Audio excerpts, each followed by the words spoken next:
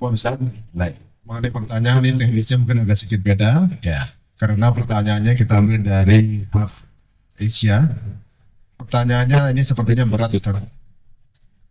Assalamualaikum Pak Ustadz, Waalaikumsalam. teman saya baru ditinggal nikah sama mantannya 2 kali. Kira-kira apa yang dilakukan? Minat jodoh belum ketemu, tapi panas lihat teman udah pada nikah. Makasih Pak Ustadz. Pertanyaannya berat ini.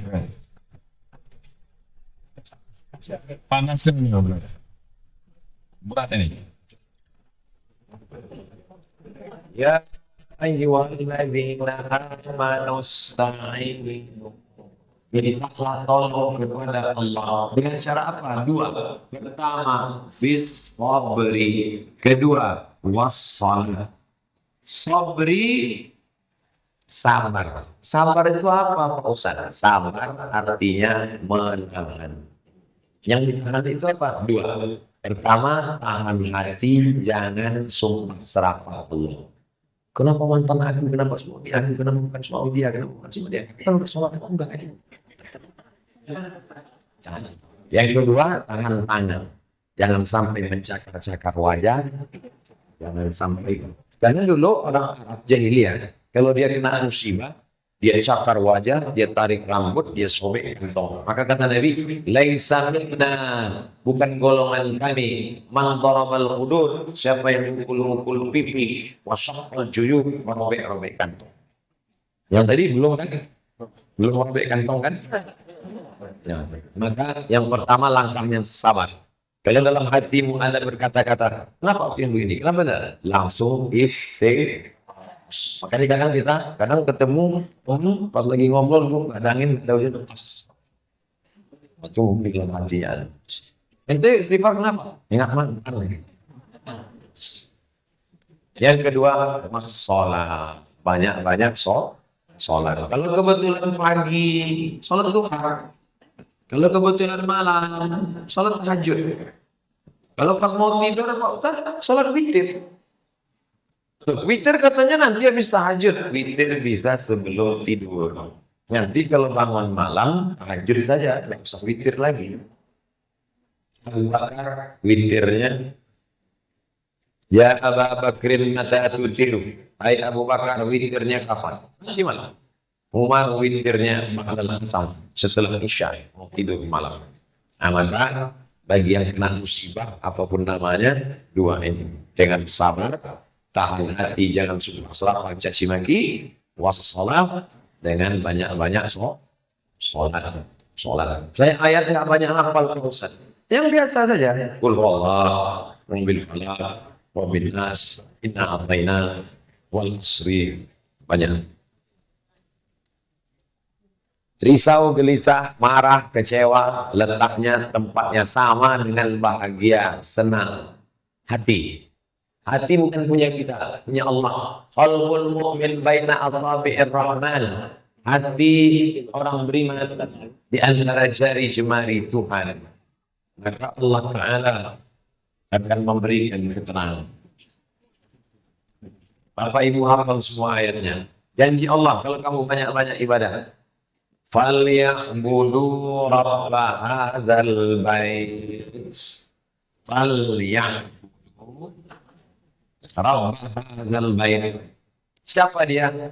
Allazi at'amahum min ju'. Habis itu wa amanahum min khawf. Coba dia.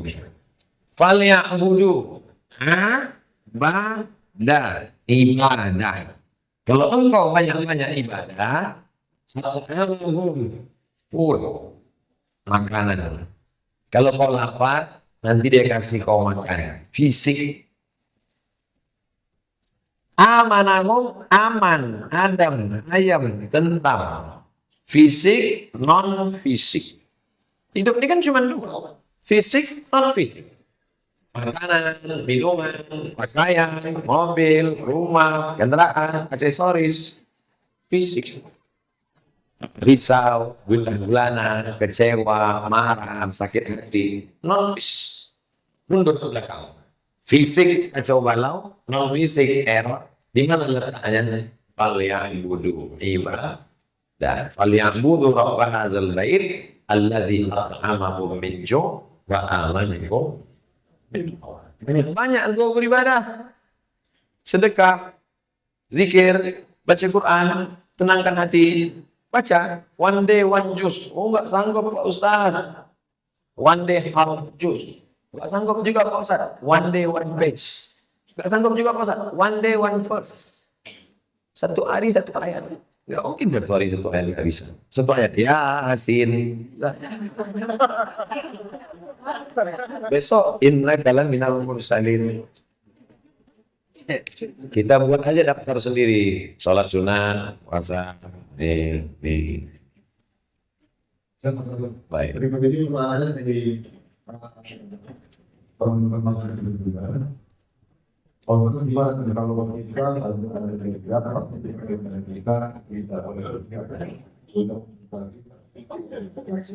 karena sekarang sebenarnya di masa depan.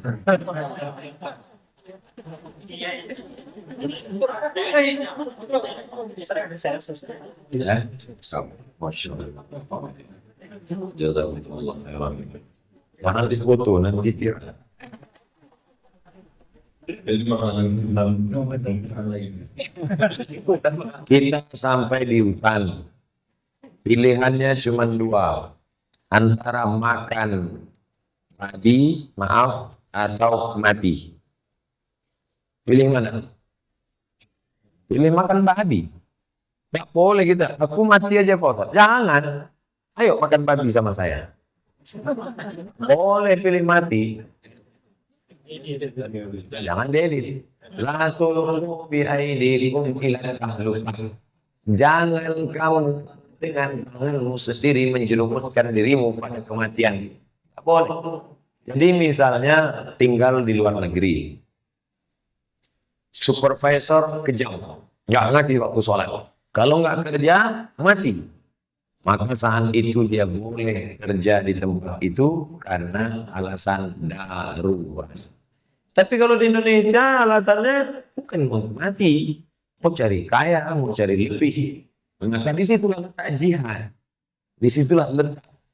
Nah, jadi solusinya Pak Ustadz, ini ceritanya panjang, melibatkan segala aspek intelek, budaya, ideologi, politik, sosial, budaya, pertahanan, keamanan. Kenapa pengusaha-pengusaha itu berani mengancam karyawannya buka jilbab?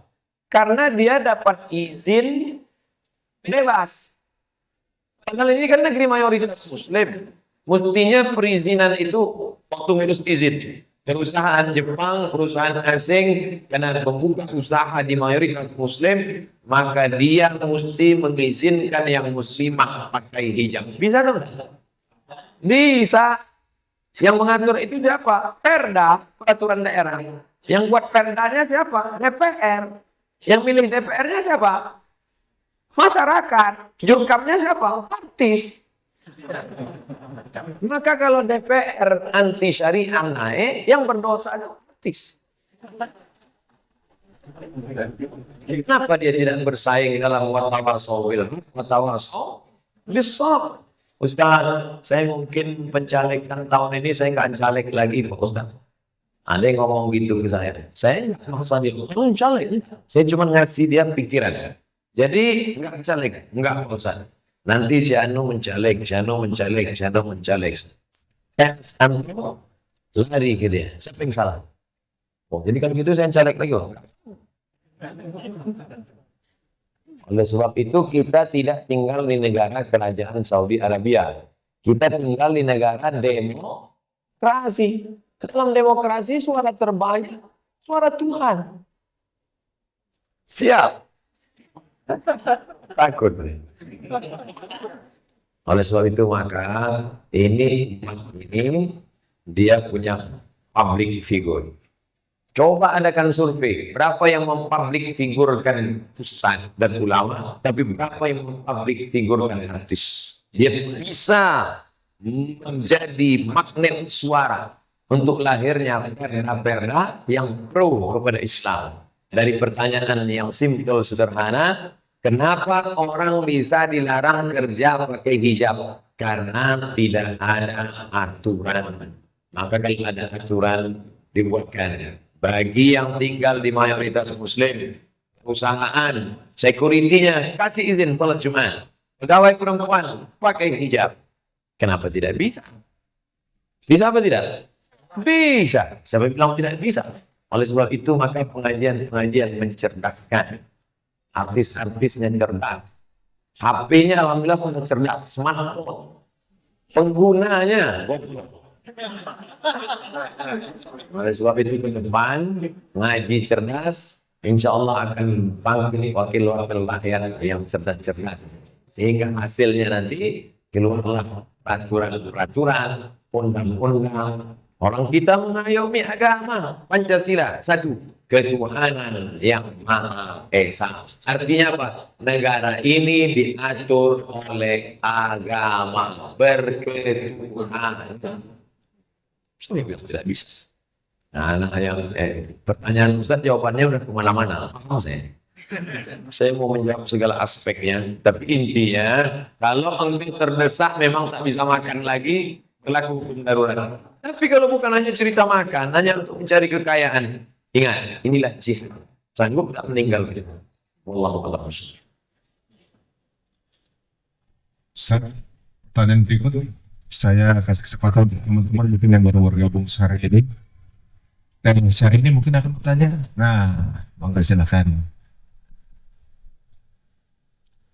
Bismillah.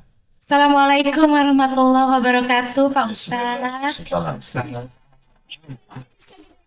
Ya sih mic-nya Mas, kurang gede mic-nya. Biar kedengeran udah ya. Mic-nya minta dinaikin lagi Makasih Mas Ari. sampai 2 lantai.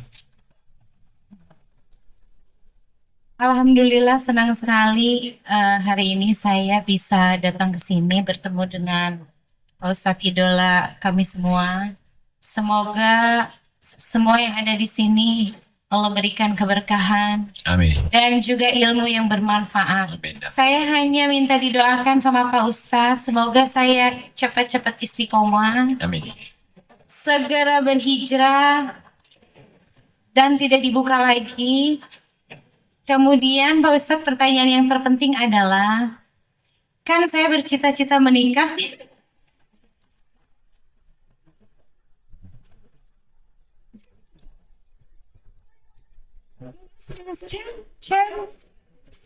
Ini serius Pak Ustadz ya. Tiba-tiba misalkan calon saya ini tidak menyetujui saya menutup aurat saya karena pemahamannya saya kayaknya belum cukup ilmu untuk calon istri saya menutup auratnya atau berhijab. Bagaimana cara saya menyampaikan kepada orang tersebut bahwa seorang muslim itu memang wajibnya menutup aurat. Maka dari itu Pak Ustadz, inilah salah satu yang menjadi alasan saya sampai hari ini belum berhijab. Seperti itu Pak Ustadz. Tolong Pak Ustadz pencerahannya kepada saya, ya kan? Terima kasih. Assalamualaikum.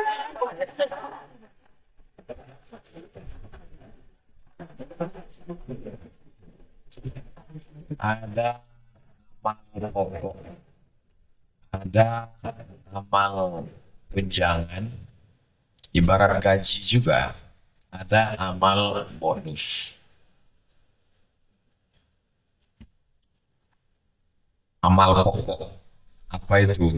Sholat, puasa, zakat, haji. Kalau mampu, itu amal pokok. Berhijab itu amal pokok. Berhijab itu amal pokok. Amal tunjangannya sholat sunat, sholat duha, sholat tahajud, sholat witir, sholat mutlak, sholat tasbih. Puasa, amal tunjangannya Senin Kemis, Ayamul Bait 13, 14, 15, puasa Nabi Daud. Zakat, tunjangannya infak, sodako, wakaf. Sudah haji, tunjangannya umroh. Yang sudah berhijab, tunjangannya cadar. Hijab sekedar jilbab, tapi wajah masih nampak. Dia masih mau ingin lebih daripada itu. Maka, nah, ini amal pokok, ini amal tunjangan. Tapi ada bonus. Bonus itu diperoleh orang dengan kekuasaan tertentu. Hanya bisa melakukan amal itu dengan profesi tertentu. Contoh, khitan massal gratis. Saya bisa enggak? Nggak bisa. Hadirilah khitan massal gratis, dipotong oleh Ustaz Somad. Nggak ada yang mau daftar. Maka ini bonus bagi dokter. Dia punya amal bonus. Anda tidak mampu, nggak mampu bayar pengacara, datanglah ke LBH Syariah, Lembaga Bantuan Hukum Syariah. Itu amal bonusnya orang. Siapa dia? Pengacara. Anda punya produk yang berkualitas, Islami, nggak punya uang untuk bayar bintang iklan, kami siap endorse. Siapa yang bisa melakukan itu? Artis. Artis mana? Hijrah Fest.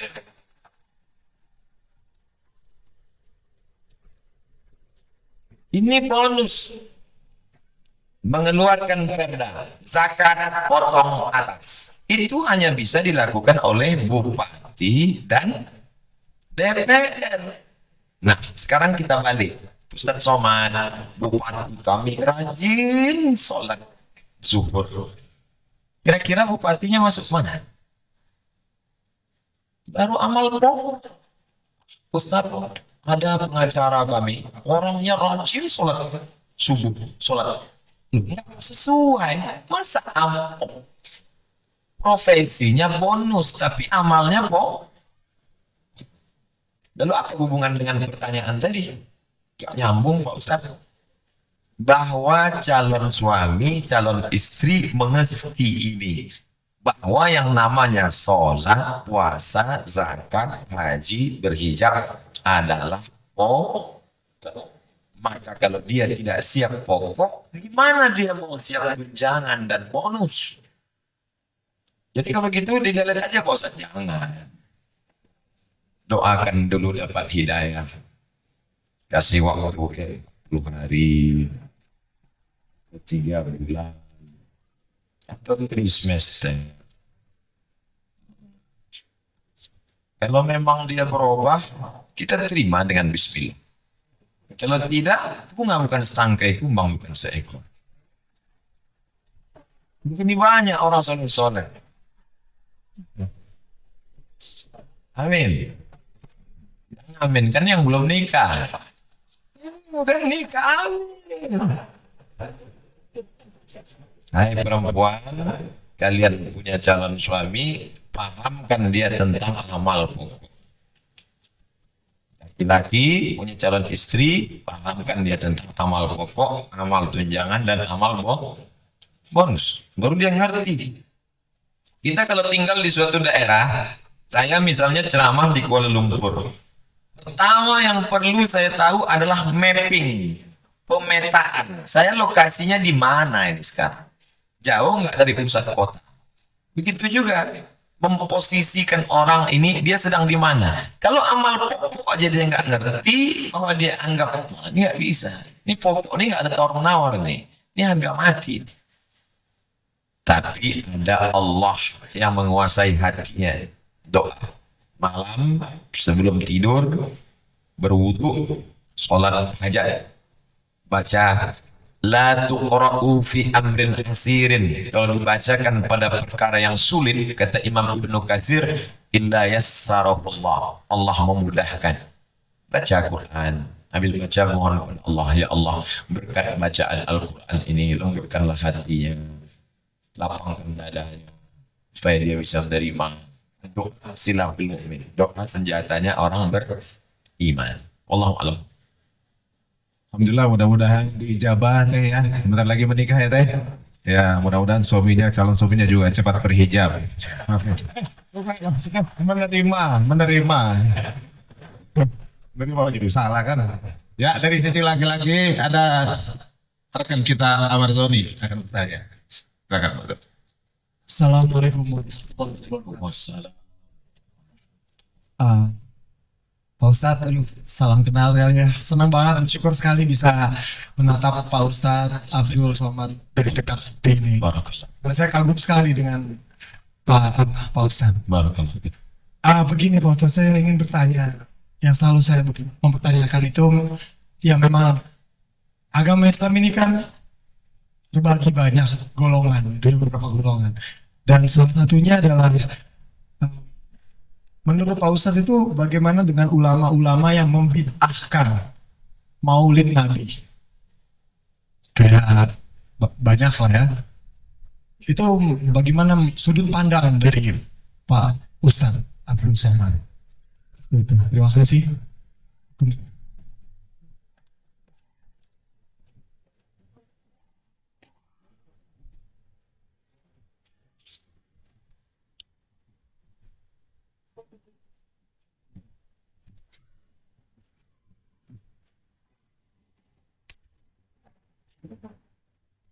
Agama Islam.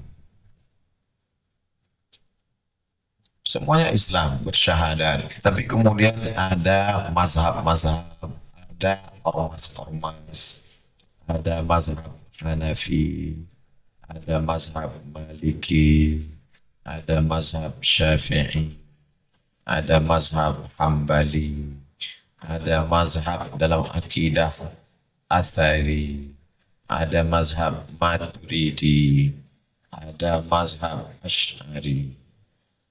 Lalu kemudian ada pula ormas yang berafiliasi.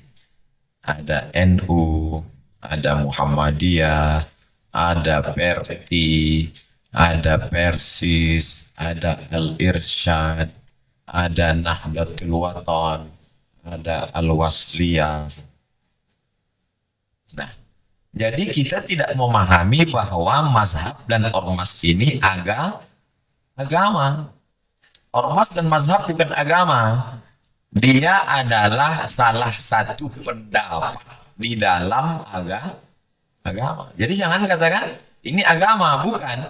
Dia Islam, tapi salah satu pendapat dalam Islam.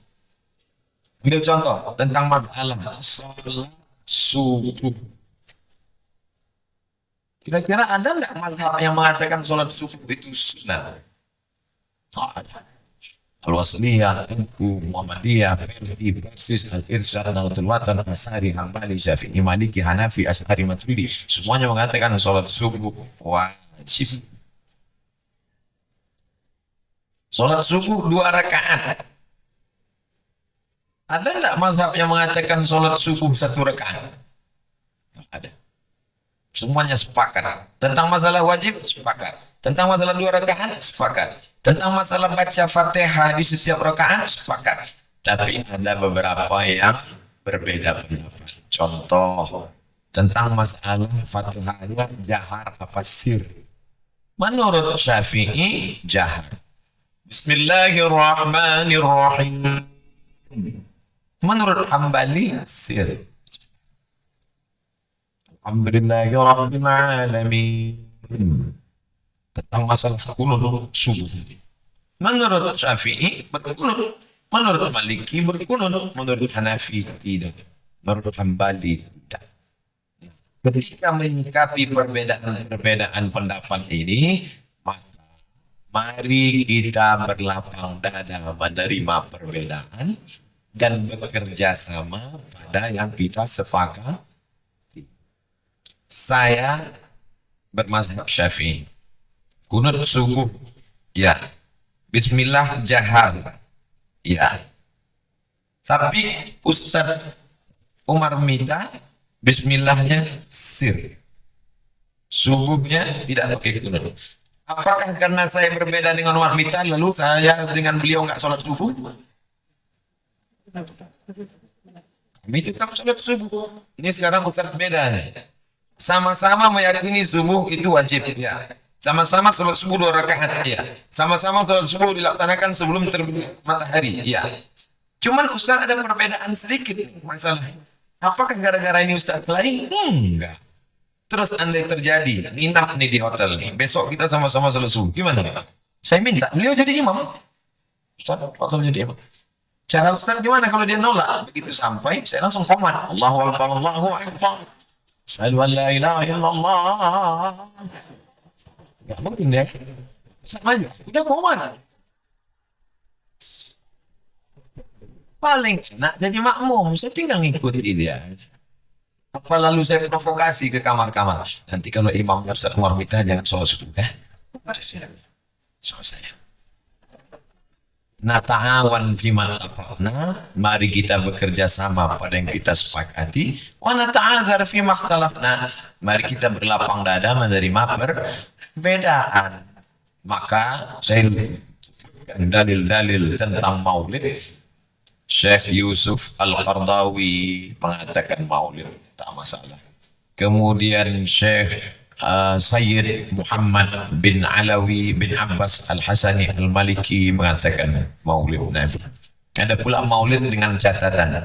Kemudian Al-Hafiz Jalaluddin bin Rahman As-Suyuti dalam Al-Hawi lil Fatawi dengan syarat hanya 5 isi maulid. Pertama, baca Quran. Kedua, sejarah Nabi. Ketiga, tawasaw bil haq tawasaw bis sabr. Keempat, ada doa. Kelima, ada sedekah makanan. Tapi kalau campur aduk laki-laki perempuan dan joget-joget maksiat, maka maulid menjadi majelis spirit. Saya condong kepada pendapat yang tengah. Saya tidak membenarkan maulid, tapi saya tidak membebaskan maulid sesuka hati sampai jadi ajang maksiat. Saya ikut pendapat ulama, boleh dalam kurung dengan syarat dan ketentuan berlaku. Apa hikmah dari maulid? Pertama, nyambung silaturahim. Yang kedua, mengenalkan Nabi Muhammad SAW. Kayak saya selalu usulkan, jangan maulid hanya ceramah-ceramah. Dalam rangka maulid Nabi, lomba cerpen sejarah Nabi. Dalam rangka maulid Nabi, lomba imam. Masjid-masjid, pengurus masjid buat lomba imam. Juara 1 berangkat umroh. Setuju, setuju. Ongkosnya dari mana? Dia Allah. Ya, untuk teman-teman semua mungkin masih ada beberapa pertanyaan yang ingin disampaikan. Kebetulan Ustadz ada bukunya 37 masalah populer dan juga mungkin untuk 99 tanya jawab sholat juga ada di Tafakuh luar ini ya, di bookstore sini yang tidak bisa didapatkan di tempat lainnya. Ada mungkin teman public figure lagi atau siapa yang akan bertanya? Silakan. Mas, silakan.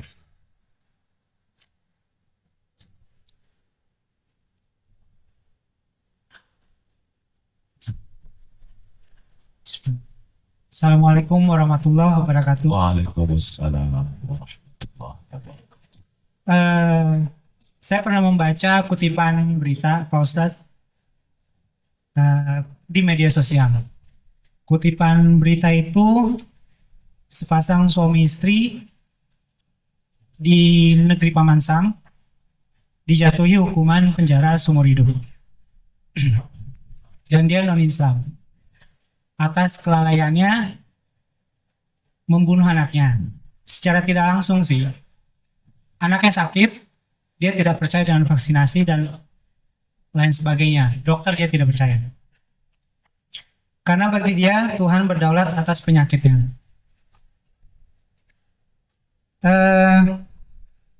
Di akhir beritanya itu ada statement yang membuat saya jadi merusak logika saya gitu.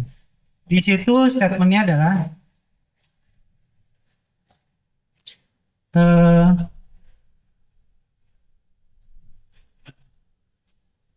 sebaiknya manusia bermanusia dulu, baru beragama. Tugas seorang manusia adalah bukan menjadi Tuhan. Jadi karena keyakinannya orang tua ini, dia berkeyakinan bahwa tidak perlulah dokter, tidak perlulah macam-macam vaksinasi itu, jadi saya bisa merawat anak saya gitu. Pada akhirnya anak itu sakit dan meninggal dunia. Terlepas dari itu, yang saya mau mempertanyakan adalah pandangan Ustadz mengenai kalimat bermanusia dulu baru beragama. Padahal kan kita beragama ini supaya kita mempelajari, mengamalkan, sehingga menjadi manusia yang mulia. Antum beragama. Apa agama antum? Islam. Islam. Antum beragama Islam, yang antum ikut manusia, namanya Muhammad Ya. Sallallahu Alaihi Wasallam. Mas. Maka orang yang tidak beragama ateis. A tidak. T Tuhan. Izm keyakinan. A tidak. T Tuhan. Izm keyakinan yang mengatakan tidak ada Tuhan. Maka dia tidak percaya Moses, Musa. Dia tidak percaya Yesus. Dia tidak percaya Muhammad. Karena ketiga orang ini sama-sama manusia, sama seperti kita. Mereka hanya orang yang mengigau dan berhalusinasi. Kata yang punya website yang antum baca tadi. Untuk kita beragama, karena agama itu pun datang dari orang. Yesus, Muhammad, Moses. Kalau ada tokoh-tokoh yang lain, Siddhartha Gautama, Buddha, kemudian Zarathustra, Zoroaster, mereka manusia. Ngapain kita ikut manusia? Kata dia. Dan dia ateis. Dan ketika kita tanya, kamu dapat pemikiran ateis ini dari siapa? Dari Karl Marx. Karl Marx. Sekarang kita balik. Kami ngikut Muhammad nggak boleh. Nggak. Ngikut Isa nggak boleh, enggak. Ngikut Moses nggak boleh, enggak. Kenapa? Karena manusia. Terus ente ngikut karena kok boleh? Nampak? Dia sedang mengalami kekacauan pemikiran. Orang lain tidak boleh ikut manusia, tapi dia mempertuhankan manusia. Semua orang yang tidak beragama, ateis, siapa yang diikutnya? Nabinya Karl Marx, Stalin, Lenin, Sigmund, puncaknya Nietzsche. Apa kata Nietzsche? Tuhan pernah ada, tapi sekarang Tuhan sudah mati. Mereka adalah orang-orang gagal paham tentang agama. Tapi mereka jauh nol di sana. Kalau dipakai ring, mereka entah ring berapa. Tidak tersentuh. Ngaji nggak mau. Diajak dialog nggak mau. Jadi saya mau memahamkan pada antum kita semua, mereka sebenarnya mengikuti pikiran orang lain, bukan pikiran dia sendiri. Cuman dia larang kita ikut pikiran. Gak usah kamu ikut Muhammad. Tapi sebenarnya dia nabi-nabi dia semua. Karl Marx, Stalin, Lenin, Sigmund, Nietzsche, dan lain sebagainya, dan filosof-filosof Barat yang tidak Tuhan. Dan pada akhirnya mati dalam keadaan gila. Nietzsche akhirnya gila. Na'udzubillah. Makanya tidak ada jalan lain selain kembali ke jalan Allah, berislam. Jadi kalau anak kita sakit, Pak Ustaz, ya berobat. Saya yakin dia stres akibat anaknya yang mati itu gila ya. Dalam Islam kalau orang tidak bertuhan hukumannya apa? Mati. Orang murtad hukumannya mati. Hukum Islam. Tapi karena kita tidak pakai hukum Islam, di Indonesia kalau ada orang tidak bertuhan tidak boleh tinggal di Indonesia. Karena sila yang pertama ketuhanan yang maha esa. Tidak ada tempat bagi PKI ateis di negara kesatuan Republik Indonesia. Nah, ada ungkapan kita manusia dulu baru bertuhan. Bermain dengan kata-kata semuanya.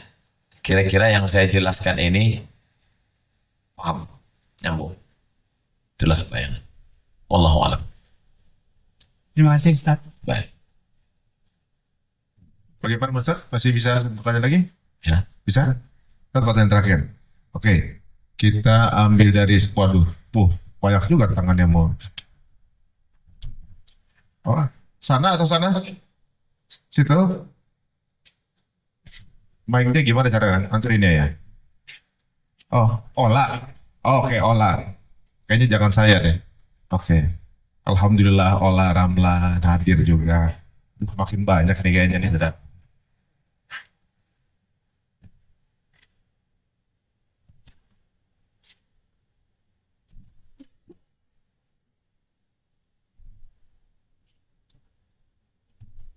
Assalamualaikum Ustadz, Waalaikumsalam. saya Ola Ramlan Ustadz. Mau bertanya, bagaimana hukumnya buat Islam kalau seandainya seorang ibu yang mungkin tidak bisa punya anak, kemudian dia mencoba dengan bayi tabung atau insem. Itu Pak Ustadz, terima kasih. Assalamualaikum. Waalaikumsalam warahmatullahi wabarakatuh. Bayi tabung.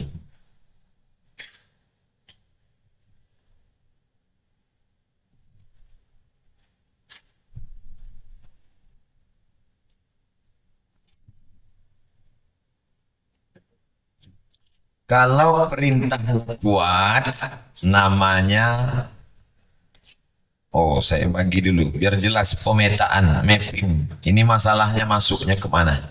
Nah, baik. Nama agamanya Islam. Islam itu isinya 3. Yang pertama namanya aqidah. Keyakinan tentang Allah, tentang malaikat, tentang surga, tentang neraka.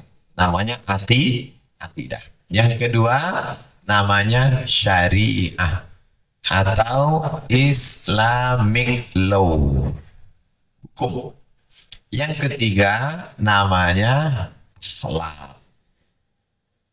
Sabar, ridho, qanaah, tawakal, bersihkan hati dari hasad, jangan dengki, jangan dendam, jangan marah, jangan kecewa, berserah pada Allah. Itu namanya Islam atau Islamic morality atau etik. Dimanapun ngaji nggak keluar dari sini. Akidah, syariah, akhlak. Nah, kira-kira pertanyaan Mbak Ola tadi kemana masuknya? Ke akidah, ke syariah, atau ke akhlak? Syariah. Syariah. Halal haram. Nah, syariah ini kalau perintahnya kuat, wajib. Kalau perintahnya kurang kuat, sunnah. Kalau larangannya kuat, haram. Kalau larangannya enggak kuat, makruh. Perintah kuat wajib, enggak kuat sunnah. Larangnya kuat, haram. Larangannya enggak kuat, makruh. Enggak disuruh, enggak dilarang, mubah. Tahu boleh. Nah, sekarang kita mau memposisikan bayi tabung masuknya kemana? Bayi tabung dengan syarat. 1, spermanya memang betul punya suami, bukan punya stuntman.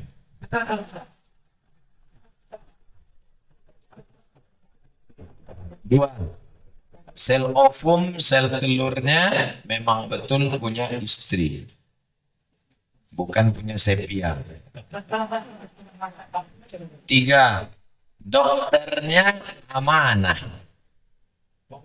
Dokter amanah, terpercaya. Kalau 3 syarat terpenuhi, maka bayi tabung hukumnya mubah. Boleh bersyarat dan ketentuan berlaku. Ustaz, saya sama-sama nikah dengan teman. Saya sudah 10 tahun nggak punya anak. Teman saya nikah Januari, April punya anak.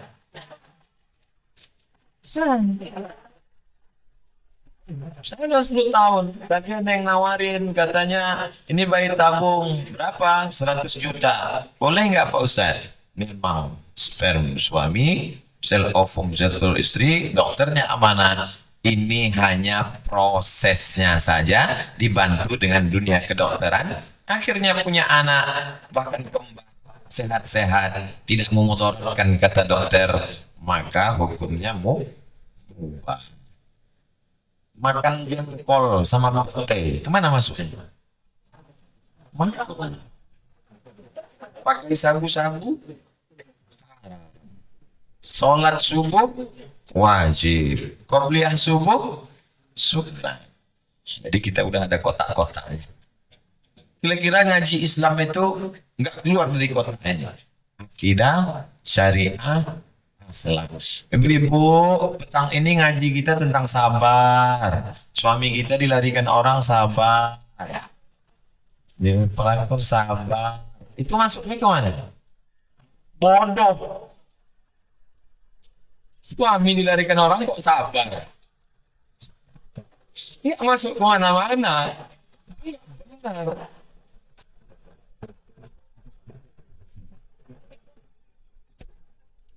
Tidak. Syariah, akhlak. Syariah terbagi kepada wajib, sunat, haram, makruh. Wah, simple. Wallah.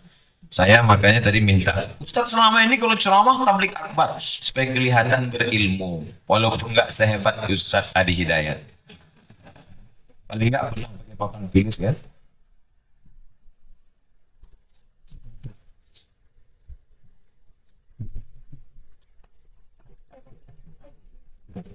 Papan tulisnya sama nih, sama juga. Oh, ya. Aduh, alhamdulillah ya. Sebenarnya banyak sekali yang ingin bertanya. Memang komunikasi ini sangat enak, mudah-mudahan bisa kita jalin. Insya Allah Ustadz Abdul Somad akan berada bersama kita setiap sebulan 2 kali. Amin. Amin dulu aja, amin dulu aja ya. Nah, nanti kita tinggal rayu aja, tinggal kita rayu. Baiklah. Dan sepertinya karena sekitar 15 menit lagi adalah waktu asar, gitu, biar teman-teman juga punya waktu sekalian mau foto-foto kan. Oke, jadi seperti kita sudahi dulu Ustaz, membawa, tapi kalau berkenan setelah ini akan mengambil gambar Ustaz. Jadi saatnya kita gambar Ustaz. Ya. Silakan baca doa. Baca doa. Doa. Astaghfirullahaladzim. Astaghfirullahaladzim. Astaghfirullahaladzim alladzi la ilaha illa huwal hayyul qayyum wa atubu ilaih. Alhamdulillahirabbil alamin.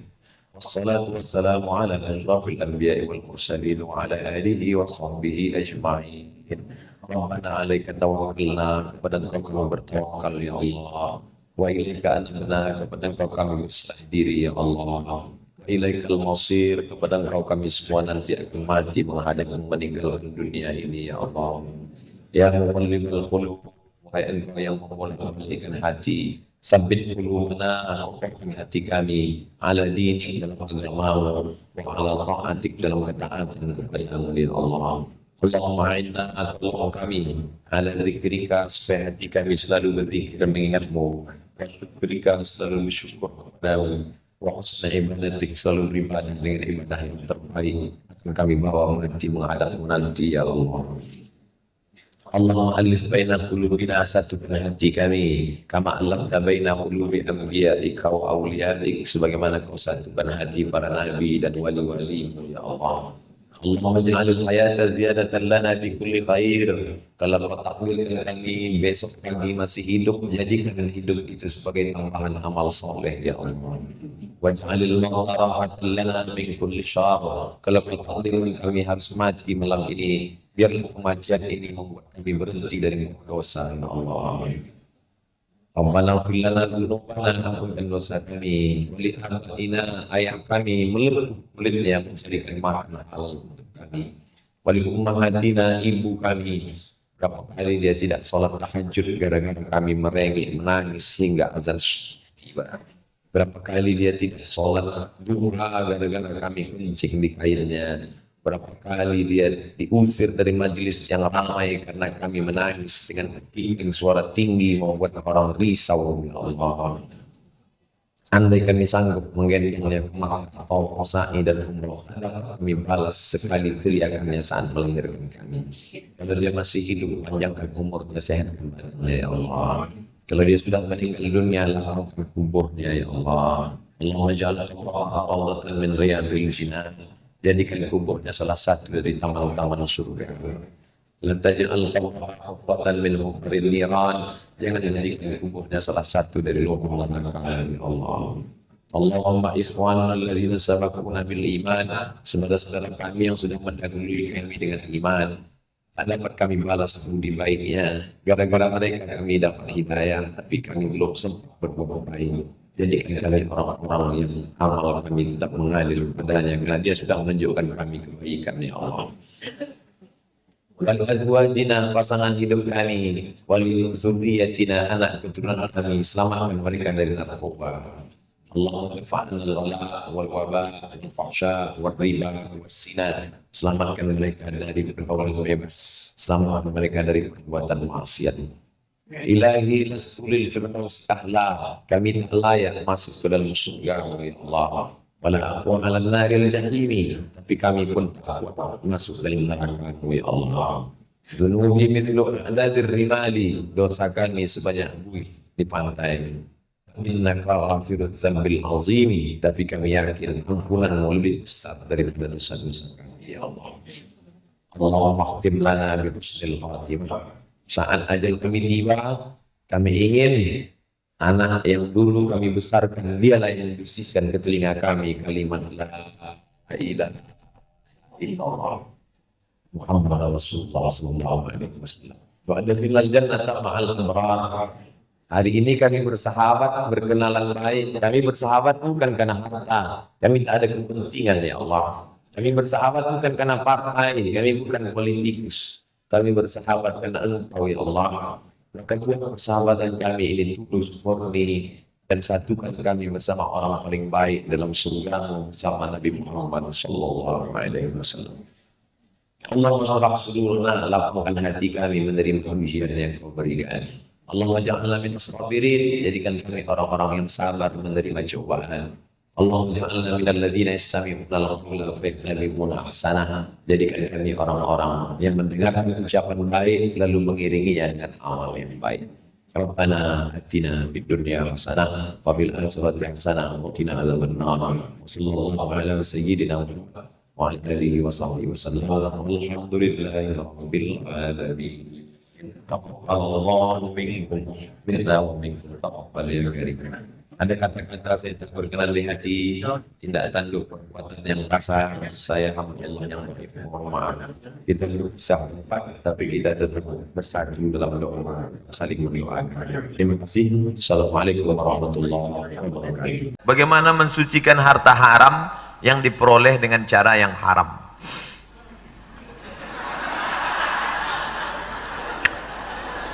Harta tadi haram, dibawa pulang ke rumah, dibelikan ke beras.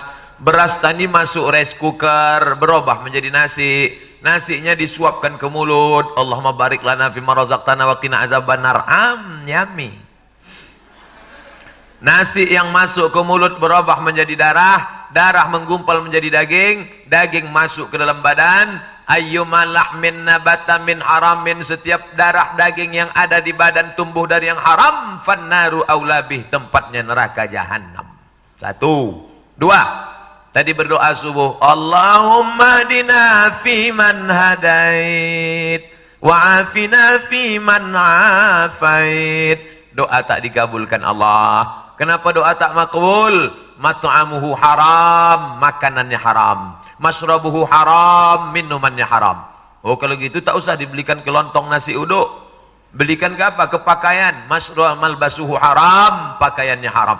Kalau gitu sedekahkan ke anak yatim.